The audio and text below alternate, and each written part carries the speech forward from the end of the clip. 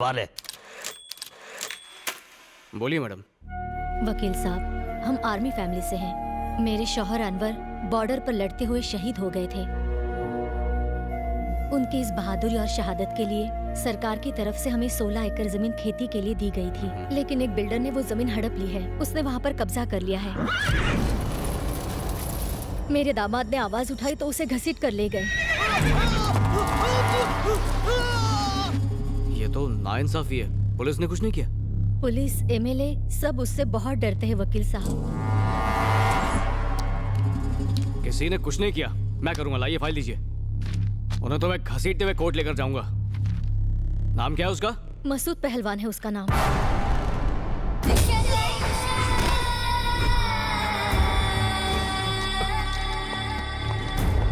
ये लो अपनी फाइल। देखो बहन, मसूद के खिलाफ मैं ही क्या शहर में कोई केस नहीं लड़ेगा। मुझे माफ कर दीजिए। हम बहुत उम्मीदें लेकर आए थे। देखिए मैं कुछ प्लीज भाई साहब, मेरे शौहर को बचा लीजिए। एक ऐसा वकील है। उठो बहना, तुम्हारी मदद सिर्फ श्रीपति ही कर सकता है। कोर्ट जाना उसे पसंद नहीं, बहस करना उसकी आदत नहीं, पर वही आपकी मदद कर सकता है। अदालत के अंदर जाकर उसने आज तक एक भी केस नहीं जीता है, पर अदालत के बाहर कभी हारा नहीं। और इसकी वजह है उसका बेटा, जिसके नाम से दहशत भी कांपती है। जहां पर इंसाफ दम तोड़ देता है, वहीं से उसका न्याय जन्म लेता है। वो अदालत के फैसले के लिए नहीं रुकता, सीधा सजा देता है। एक बार उसने केस अपने हाथ में ले लिया, फिर सामने सीएम हो, पीएम हो, आईएएस हो, कानून तोड़ने वाले की कमर तोड़ के उन्हें अपाहिज कर देता है। समाज का रखवाला है वो।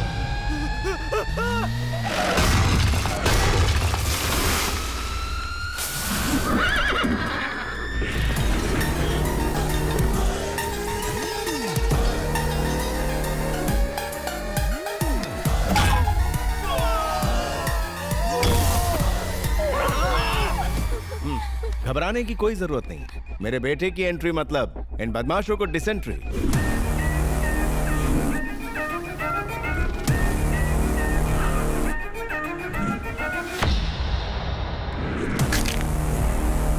कौन है रे तू?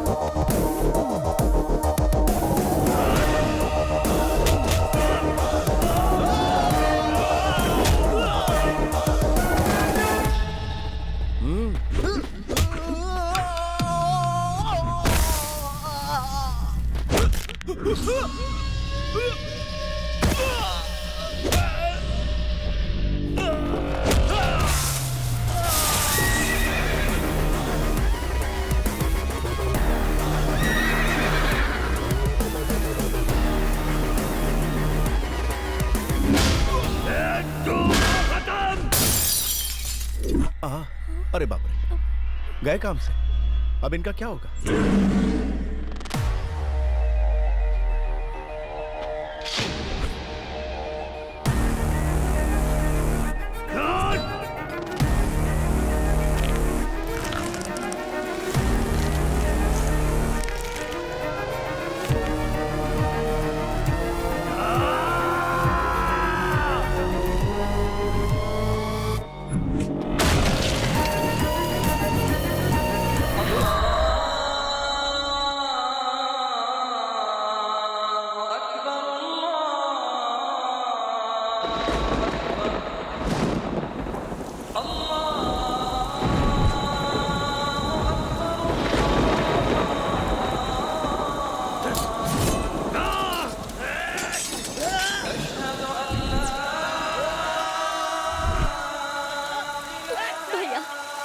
के दिल में अल्लाह का खौफ बिल्कुल नहीं है। वो मार देंगे उसे।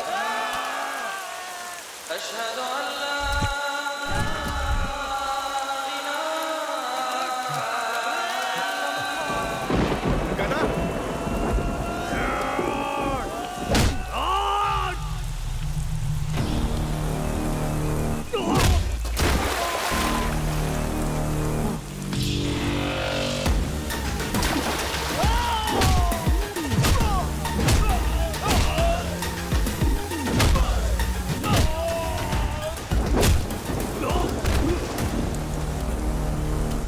मुझे मार रहा है?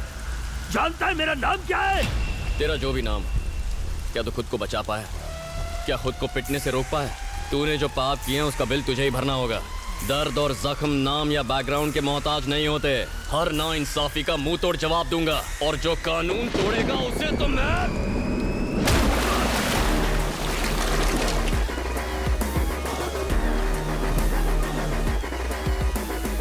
अरे बहन जी, कोई जरूरत नहीं, बिल्कुल मत घबराइए। ओके बेटा, तुम्हें चोट तो नहीं लगी ना? कुछ नहीं हुआ। लगी भी होगी तो तुम कहाँ मुझे बताओ? मुझे कुछ हो सकता है क्या चाचू?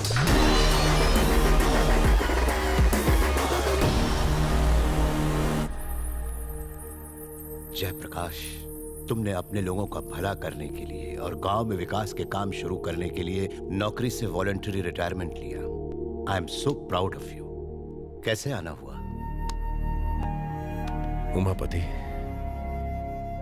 मेरा जो अनुभव है मैं पूरे गांव को उसका लाभ देना चाहता हूं, पर आए दिन हो रहे कत्ल को रोकना मुश्किल हो रहा है। मुझे उम्मीद है सीएस होने के नाते तुम मेरी मदद जरूर करोगे। क्या कहा? कत्ल? कौन करवा रहा है? विक्रम धनुष। कल उसने इनके पिता को मार दिया। पता नहीं ये खून खराबा आखिर कब रुकेगा। आखिर उसकी प्रॉब्लम क्या है? इसे देखिए, यहां हरे रंग में ये खेती की जमीन है, 1000 परिवारों के लिए जीवन का आधार है, लेकिन वो लोग ऑयल रिफाइनरीज के लिए यहां पाइपलाइंस बिछाना चाहते हैं। ऑयल कंपनी से करोड़ों रुपए एडवांस में ले चुके हैं और खेती की जमीन खरीदना चाहते हैं। किसान अपनी थोड़ी जमीन सैक्रिफाइस करने को तैयार हैं। डेवलपमेंट हो तो कोई प्रॉब्लम नहीं, रोड, हॉस्पिटल, स्कूल, एयरपोर्ट बनाओ, कुछ भी।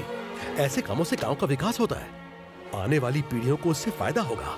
वो तो अपने घर छोड़ने को तैयार है, पर हाँ, विकास का काम होना चाहिए। लोग अपनी जमीन उन कंपनीज को क्यों दे जो सिर्फ अपना फायदा देख रही हैं? अगर हमने उनकी बात मानी तो गांव की मिट्टी, वहां का हवा, पानी सब कुछ प्रदूषित हो जाएगा। दुख की बात तो ये है कि सीएम का बेटा इन सब प्राइवेट ऑयल कंपनीज का हिमायती बना बैठा है। बस इसी वजह से कोई हमारी मदद नहीं करना चाहता। इसमें मैं कुछ नहीं कर सकता।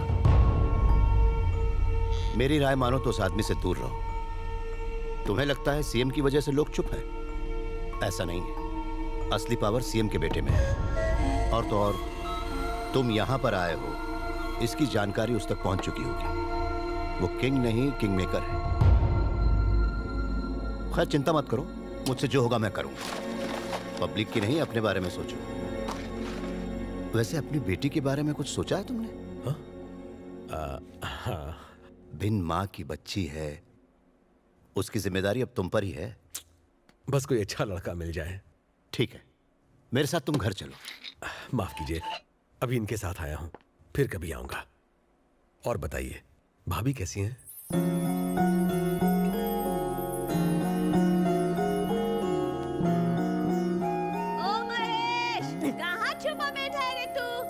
कल मुही मोटी भैंस, इसके दिमाग और शरीर दोनों की चर्बी उतार दूंगी। गोरी भैंस।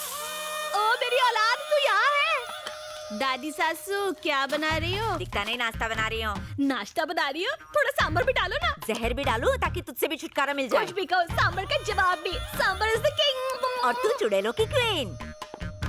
गुलाब की कली, मैं ऑफिस जा रहा हूँ। हाँ? अरे ओ हड्डे हराम, हाँ? लड़की देखने गया था तो आँख पे काला पट्टा बांध के गया था। कलर और वजन देख के फिसल गया होगा, जो इस आटे की बोरी को हमारी गर्दन पे रख दिया। आपकी तकदीर तो अच्छी है, मेरी तो गई गुजरी है। तेरे को क्या तकलीफ? मैंने एक शर्त रखी थी कि ससुराल में खड़ूस दादी नहीं चाहिए, पर जब मैं यहाँ आई और मैंने आपको देखा तो मैंने कहा मैं ये शादी नहीं करूंगी। इतना नाक लगा रही थी तो क्यों की शादी? इन्होंने झूठ बोला ना। क्या झूठ बोला रे? इन्होंने मुझसे कहा आप 6 मंथ्स में टपक जाएगी, पर ये देखो 9 साल हो गए। मेरे मरने की राह देख रहा है? देसी घी खाया है मैंने। मेरे बेटे को किसी की नजर ना लगे, सारी पूरी नजर उतर जाए। दादी, भले ये बाहर से लड़ाई झगड़ा करके आए, पर नजर तो ऐसे उतारती है जैसे जंग जीत के आया हो। धीरे बोल, नहीं तो वो कद्दू उठा के तेरे सर पे ही फोड़ देगी। गणेश मेरे बड़े बेटे की औलाद है, लेकिन ये दोनों इसे अपना बेटा मानते हैं। इसके प्यार में कमी ना रह जाए, इसलिए अपनी औलाद नहीं होने दी। बाप रे पापा।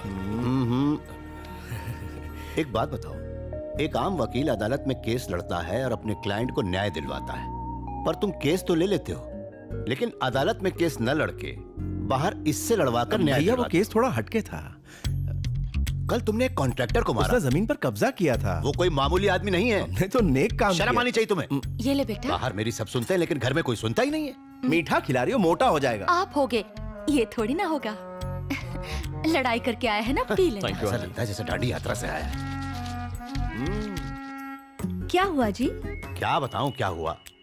इसे आईएएस बनने को कहा तो मना कर दिया, फिर सीए करने को कहा तो कहने लगा भाई खातों में मुझे कोई इंटरेस्ट नहीं है। फिर मैंने कहा लॉ ही कर ले भैया, तो वो भी ढंग से नहीं कर पाया। डिग्री तो मिल गई ना भैया। अच्छा तीर मार लिया।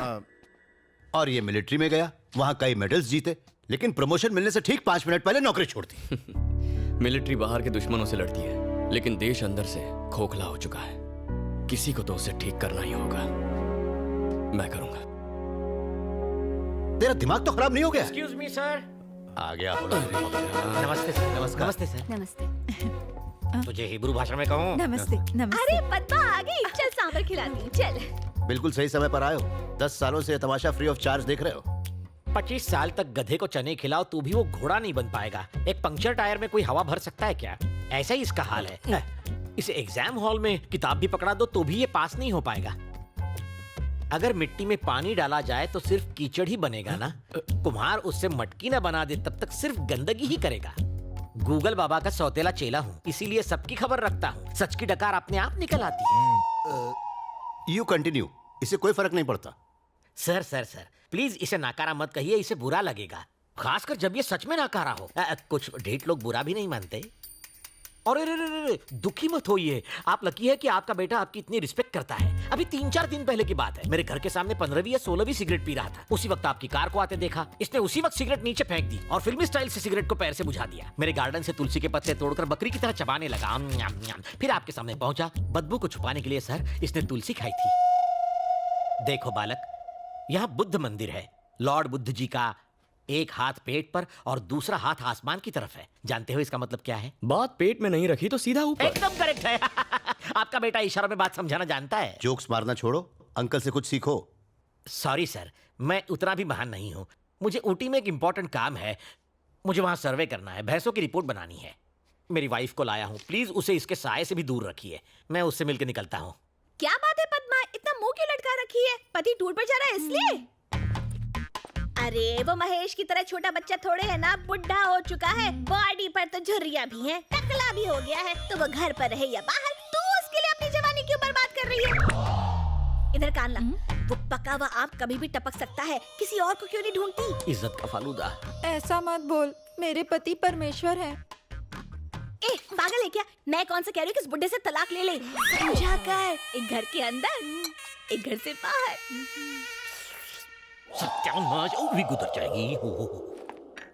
थोड़ा कम खाया कर नहीं तो अपनी किसी के सामने अपने बेटे की बेइज्जती करना अच्छी बात नहीं।